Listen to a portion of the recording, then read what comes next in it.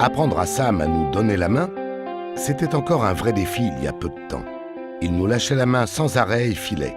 Quelquefois, il nous a fait très peur. Avec Sarah, on a essayé de l'habituer le plus jeune possible pour que ça devienne naturel. Au début, Sam se mettait en danger, donc on a commencé avec un harnais. On lui a trouvé un sac à dos rigolo et très sécurisant. Comme ça, on était plus serein quand on sortait. On s'est d'abord entraîné dans des petites rues piétonnes près de la maison. Pour qu'il comprenne plus facilement, c'est important de lui tenir la main franchement. Il faut qu'il sente qu'il n'a pas le choix. Pour commencer, on la lui tient seulement quelques secondes et progressivement, on pourra la tenir de plus en plus longtemps.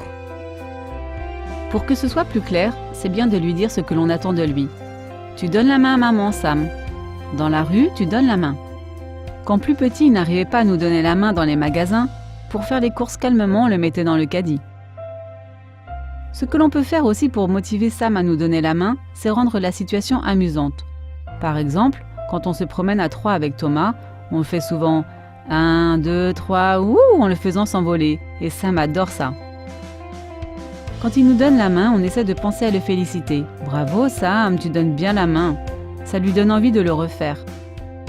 Grâce à toutes ces astuces, Sam arrive maintenant à nous donner la main. On est moins stressé quand on sort de la maison. À l'école, Hélène, sa maîtresse, a trouvé une autre astuce pour que Sam donne la main aux enfants. Elle a commencé avec une petite corde entre les deux enfants. Sam a mieux accepté. Ensuite, pour l'aider à se mettre en rang, elle a proposé aux deux enfants de tenir un anneau.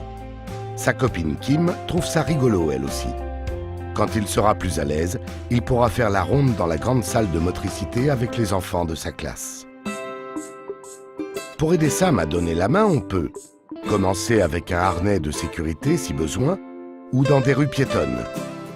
C'est important de lui tenir la main franchement et augmenter le temps progressivement. Il faut aussi lui dire ce que l'on attend de lui. Et parfois rendre la situation amusante pour le motiver. On peut aussi commencer en tenant une corde ou un anneau et toujours le féliciter quand il donne bien la main.